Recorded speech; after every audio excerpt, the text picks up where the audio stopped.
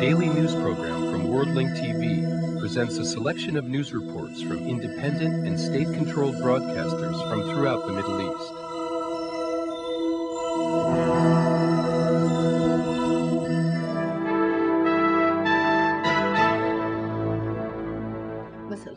Good evening. The Americans and the British are determined to pass a new resolution on Iraq, even if several Security Council members vetoed it.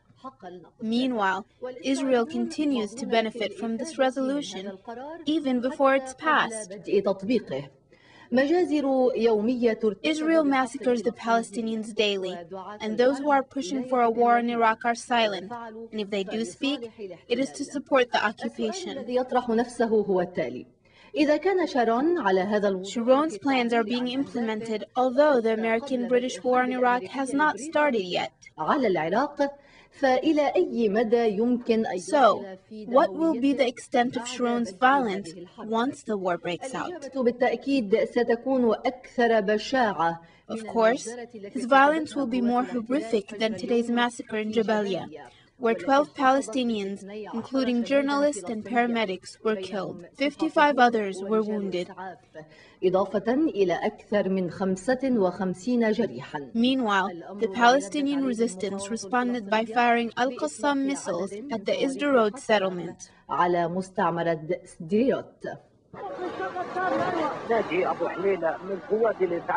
Naji Abu Hilela from the civil defense hurried to put out a fire in one of the homes while the residents were still inside. The occupation forces shot him without mercy, and he fell dead along with 11 other martyrs. Before they were killed, 2 photographers from Reuters took pictures of the horrific crimes. The occupation's army attacked more than 200 citizens with bombs and high explosives, killing and injuring more than 150 people. Doctors at Gaza hospitals said that they have never seen such injuries, where the organs of the bodies were also burned, burning along with them the hearts of the victims' families. However, Hamas leaders promised to retaliate.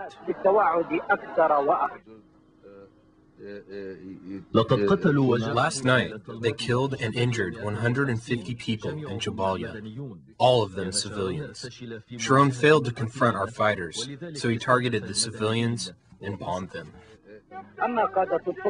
Yesterday, the Palestinian National Authority immediately condemned the martyrdom attack in Haifa, where 15 Israelis, including soldiers, were killed. Today, they immediately condemned this massacre, which Saeb Erekat described as a retaliatory act. The Palestinian Labor Minister, however, said that it is a plan to continue the cycle of violence and that violence only brings violence. That violence can only bring violence. It has been proven that violence can only bring violence. So Israel is not only responsible for yesterday's attack against it, but it will be responsible for any consequences or developments in the region caused by this Israeli escalation. Israel must understand that peace is achieved through negotiations, and that violence and force will only lead to more retaliation. The Israeli occupation forces were silent for several hours before thinking of an absurd excuse.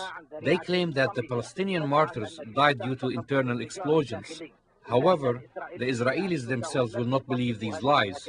The Minister of the Occupation's Internal Security praised the massacre, saying that it is a vital operation and that it will not be the last one, adding that this attack is in response to Haifa's operation since Hamas leaders are present in Jabalia. Meanwhile, from Ariel Sharon's office, Ron Brodon claimed that his army does not target civilians.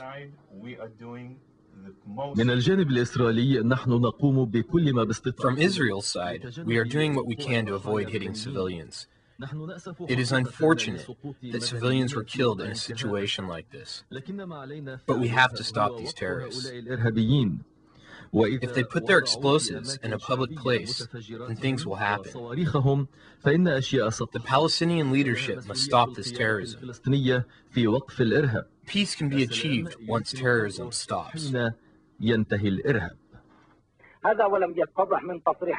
Israeli remarks do not show any intention of stopping the daily massacres against the unarmed Palestinians. During last month alone, 90 Palestinians were killed. In a development, Israel tightened its siege on the West Bank and altered all the Hebrew cities of possible self-sacrifice attacks in response.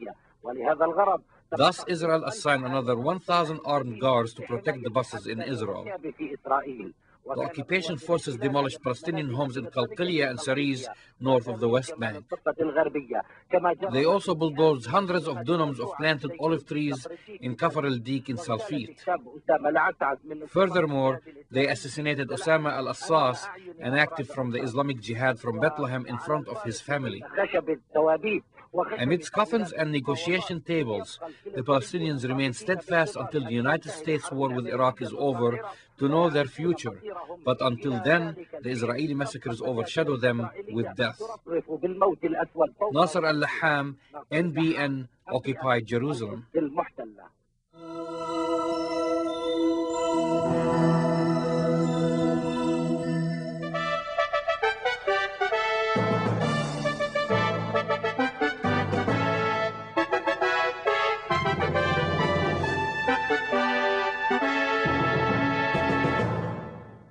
U.S. President George W. Bush is to take his case for military action against Iraq to the world on Thursday Eastern Time in a press conference, but stopped short of declaring war.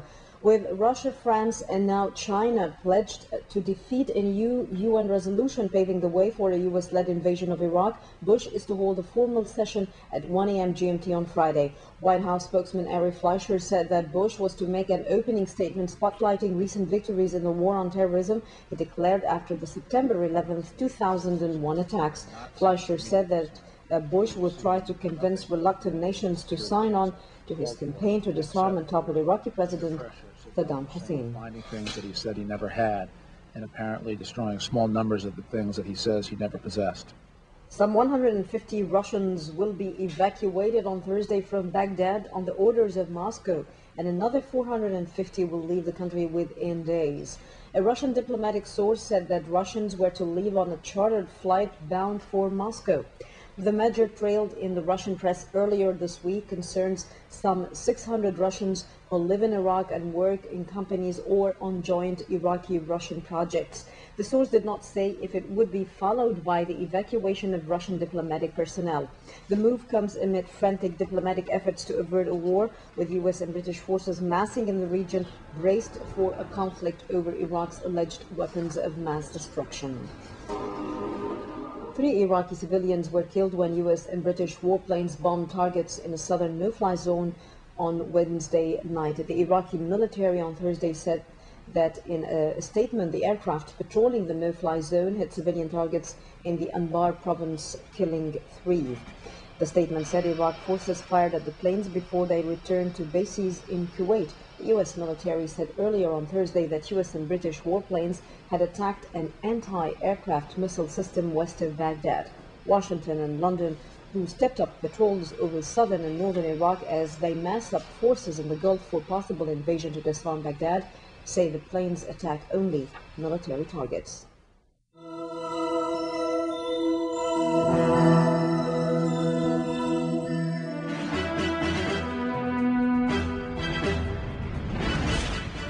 UN weapons inspectors Hans Glick said on Wednesday Iraq's destruction of its Al-Samud 2 missiles and equipment for manufacturing more was a sign of real disarmament. He also said that the attempts by Iraq to show it had destroyed stocks of VX nerve agent might also provide proof of more real disarmament. However, he added that if he were to ask the Security Council for more time to carry out inspections, that would suggest he was confident that the extra time would be used for something he said he could not guarantee. There's no certainty that you will come to a complete accounting, and in the last resort it will be a political judgment of the Council to see whether they to assess whether they feel that Iraq has supplied enough evidence and that the conduct and attitude of the Iraqi side is sufficiently convincing. In fact, as I understood the American side, that's the view they've taken recently. They don't seem to care very much about the material balances. So brushes that aside and say we would like to have evidence of a change of heart. that if I ask, I say, give me 4 more months, I think I can settle it in that period. Well, that sort of suggests that I have confidence that they will cooperate sufficiently to succeed in answering the question at that time. I would not dare to give any check on that they would do so. Meanwhile, Iraq continued Thursday the UN-supervised destruction of its Al-Samud 2 missiles. Another 6 Al-Samud missiles were destroyed today, confirmed the United Nations. 34 Al-Samud missiles have been scrapped since the destruction process started Saturday, in line with UN disarmament demands. On Wednesday, President Saddam Hussein said there was no justification for a UN order to destroy its missiles, insisting they do not exceed the UN set limits.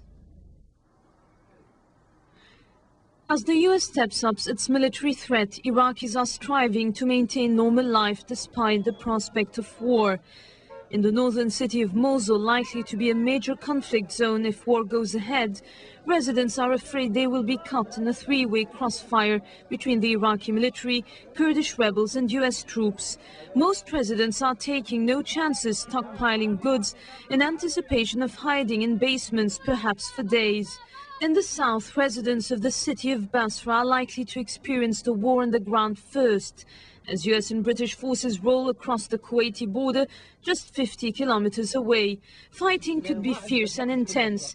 Iraqi military units have taken up positions around the city, constructing sandbagged strong points to ward off any invasion. In Baghdad, most citizens stocked up months ago, and now there's just the daily anticipation of an imminent war. Nervous residents have left the city for visits to family members in outlying, safer parts of the city. We are expecting the worst, so we are buying canned and dry food. The Special Republican Guards have moved into position within Baghdad's limits. Iraqi government officials have pledged to turn the city into a war zone if the US and British invade. If the Americans come, Iraqis of both sexes will bravely face them, and their graveyard will be in this land. Iraqi President Saddam Hussein warned the US to remember the example of Vietnam before considering any future attack on his country during a pep talk to his army commanders on Wednesday. During his address broadcasted on Iraqi state television, he also dismissed a UN order to destroy his Al-Samud 2 missiles as a ploy designed to demoralize Iraqis before an enemy attack. At the end of the last day of the organization of the Islamic Conference Summit in Qatar, Islamic countries broke no new ground, but a final statement welcomed Iraqi cooperation with UN weapons inspectors and expressed hope it would continue. The leaders rejected any strike against Iraq and urged Islamic countries to abstain from participating in military action against Iraq or any other Islamic nation. Islamic nations Wednesday joined a growing international movement opposed to a US-led war against Iraq at the close of a summit in the Qatari capital Doha that also exposed sharp differences among Muslim countries on how to deal with Washington's war plans. The 57-member organization of the Islamic Conference, OIC, pointedly rejected a US scheme to oust Iraqi President Saddam Hussein and reshape the Middle East, and said the ominous US-Iraq standoff should be resolved within the United Nations. But a one-day emergency gathering, which drew but a handful of presidents and prime ministers, highlighted lingering tensions within the Arab world and saw an acrimonious public spat between delegates from Iraq and Kuwait. Earlier, Iraq's second-in-command, Izzat Ibrahim al-Duri, described Kuwait's foreign minister Sheikh Sabah al-Ahmed al-Sabah as swaggering and rude and accused him of threatening Iraq's security at the core by allowing US troops on his land. Sheikh Mohammed Sabah al-Salam al-Sabah, the Kuwaiti Minister of State for Foreign Affairs, interrupted al-Duri with commands that the Iraqis' remarks were lies. Well, it is a very difficult moment, I have to say, and I hope our children could know what sort of crisis and how we handle this crisis.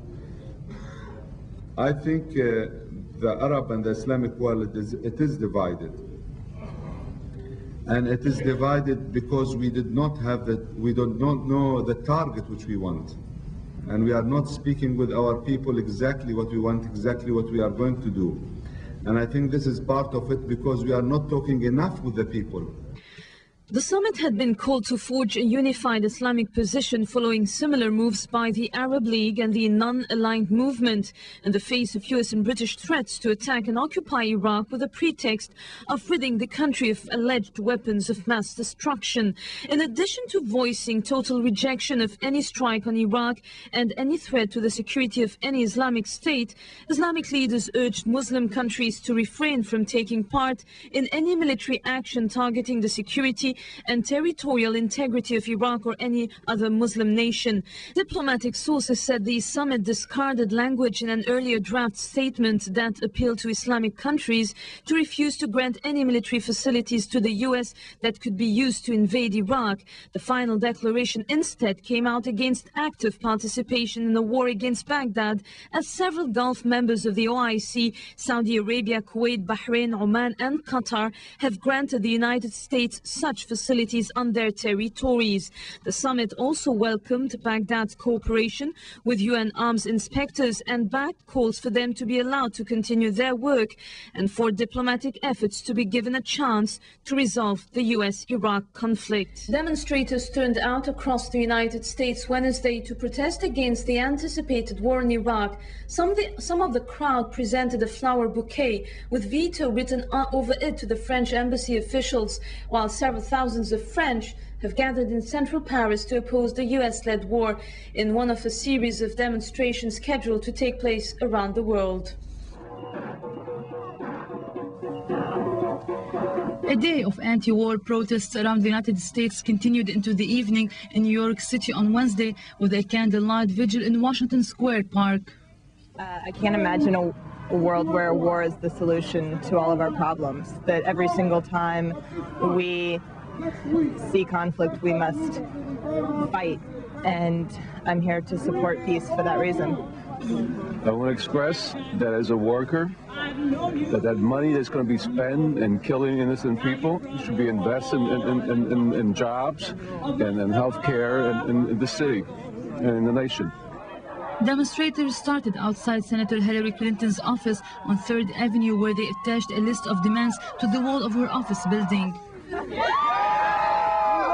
Tens of thousands of students from hundreds of high schools and colleges across the United States walked out of their classes as part of a nationwide day of action against war with Iraq.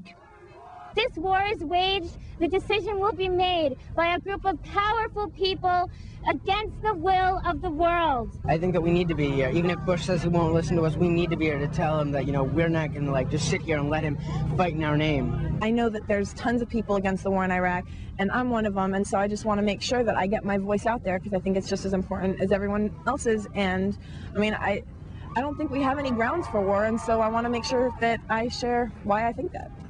The strike, organized under the banner Books Not Bombs, joined a worldwide student rallies against war. Protesters also gathered in Washington, D.C., outside the French embassy, where members of Code Pink for Peace, a women's anti-war group, gathered to express their support for France, Germany, and Russia's anti-war stance in the Iraqi crisis. We're here to say thank you to the French government for standing up for peace. We believe that the French government is a real democracy because it's listening to the calls of its people for peace. We're here to say thank you and to call on our own government, the U.S. government, to do the same. Meanwhile, in France, some 100 groups, including students, anti-racist groups, pro-Palestinian groups, and all France's political currents, from communists to the far right, as well as believers from different religions, joined the march that turned out in Paris in a show of global resistance to U.S. plans for military action. Student organizations were also responding to a call for a day boycott of classes to be replaced by demonstrations against President George W. Bush's plans for war. The march, which gathered up to 20,000 people, according to police estimates, notably linked the Iraqi crisis to the need to end the Israeli-Palestinian conflict. Elsewhere, hundreds of Bangladeshis staged an anti-war rally in the capital Dhaka. The rally was organized by leftist-leaning parties and human rights groups who called for support against the looming war on Iraq. Organizers said nearly 6,000 people joined the rally, during which slogans warned the outcome of a war would be disastrous.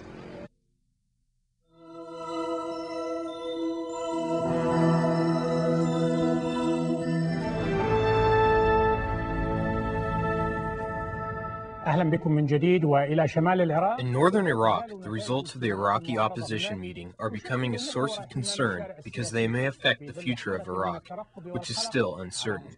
Ahmad Al-Mana, who just returned from the Kurdish part of Iraq, will be our guest to tell us about the Kurdish situation, especially at the military level. Ahmad, tell us about the security status in northern Iraq. There are several important developments concerning the security of that area. Most importantly, the United States is notifying the Kurdish leadership that it is ready to coordinate a military attack against the Iraqi regime with them. Of course, there are other developments. While touring through the different Kurdish centers and mountains, we observed nothing out of the ordinary. Nevertheless, the area looks different than it did in 1993.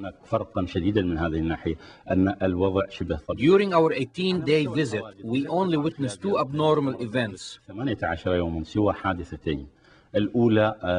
The first one is the assassination of a leader from the United National Kurdish Party along the Iranian borders near Halabja by the Ansar al-Islam.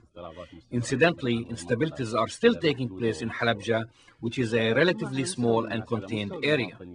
Although the Kurdish people in general feel that the Iraqi regime may use chemical weapons, the Kurdish leadership believes that such fears are baseless. You have prepared a report for us. Can we see it now? Yes, the report explains the situation of the Kurdish forces in anticipation of the possible American war against Iraq. Let us watch the report and we will talk later.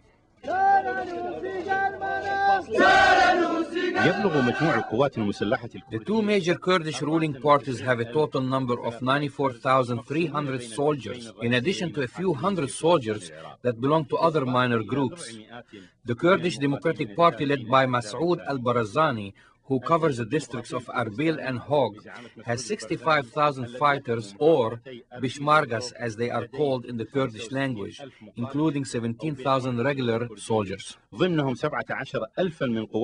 United National Kurdish Party, led by Jalal al-Talabani, who governs the district of Sulaymaniyah, has 29,300 fighters, including 4,300 regular soldiers. There is a general desire to enlist or attend one of the two military colleges which were built by the two major parties. It is worth noting that the armed Kurdish forces are based far away from the populated Kurdish cities to prevent armed men from interfering with their order. This explains why military presence is absent in Kurdish towns, which is contrary to the way it used to be in previous decades. One of the interesting signs of this change is transforming the Iraqi military centers in Arbil and Al-Sulaymaniyah to public parks. The sculpture of the famous Arabic poet Muhammad al-Jawhari stands in the middle of one of these parks. The Kurdish soldiers are poorly equipped because they acquire weapons from illegitimate sources. The United National Kurdish Party acquired most of its weapons and equipment during the war with the Iraqi government. In 1991, the Kurdish fighters captured a lot of weapons, including artillery, machine guns, and other light armaments. Because we are not a recognized state, we cannot buy weapons directly from other countries, so we are forced to buy them from black markets. The only way that the Democratic Kurdish Party can obtain weapons is by buying them from illegitimate arms dealers within the army of Iraq and other countries.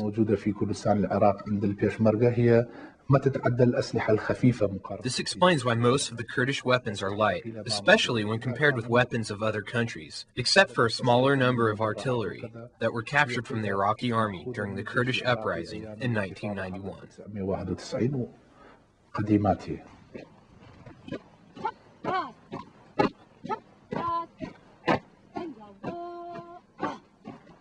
The army of the United National Kurdish Party is unique because it has about 500 female soldiers. The age of these women range between 52 years old, like Fatma Rahman, and 18 years old, like Sakar Omar. Sakar is from a very poor family, but she denies that poverty has made her enlist in the Kurdish army. She says that her admiration for the Kurdish fighters has motivated her to do so. Nonetheless, the average salary of the Kurdish soldiers is about $100, which is still 10 times the salary of the average Iraqi soldier. This may explain why serving in the Kurdish army is not compulsory like it is in the Iraqi army. Though, the Kurdish forces are not ready to embark on a conventional war because they lack training and proper equipment. The Kurds depend on the protection of the American air cover in the no-fly zones since they have gained relative autonomy from the central Iraqi government in 1991. Political observers believe that once the war against Iraq begins, the Kurdish area of Iraq will become a very important staging ground for the American attack. Now we do not have a large American military presence. However, American military teams are consistently visiting the area.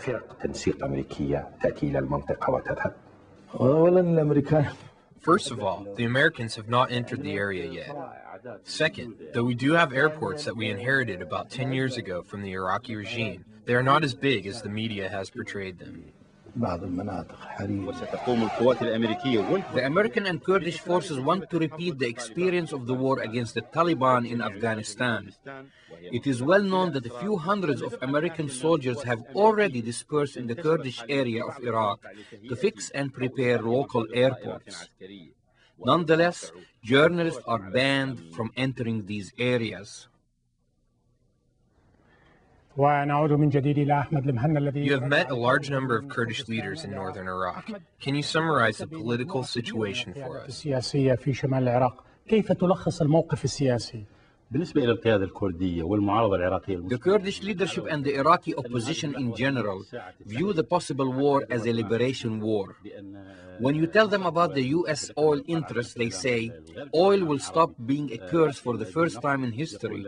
They do not seem to mind that the Americans are motivated by oil. However, they are very worried about the possible Turkish intervention, and they are trying to prevent it from happening. Without a doubt, that seems impossible, because the U.S. is officially telling the Kurds that the Turks will enter northern Iraq for two reasons. First, to prevent the Kurds from reaching Kurkum, which is very rich in oil, and second, to prevent the Kurdish refugees from entering Turkey. Of course, the Kurds do not believe these reasons. They rather believe that Turkey wants to re-establish its historical control over Kurkum and Al-Mosul cities. In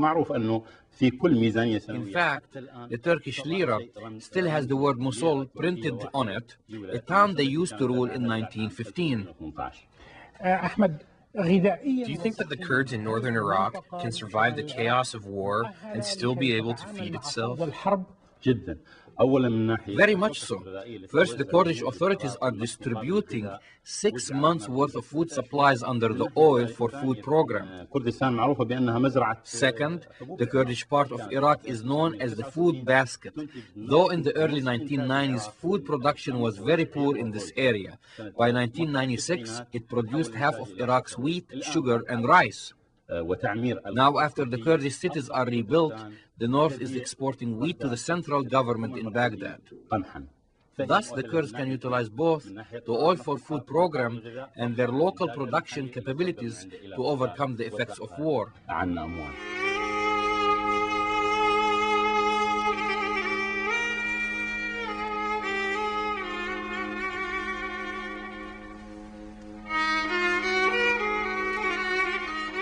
Mosaic is made possible by a grant from the John S. and James L. Knight Foundation, which promotes journalism excellence worldwide and invests in the vitality of 26 U.S. communities, and the William and Flora Hewlett Foundation.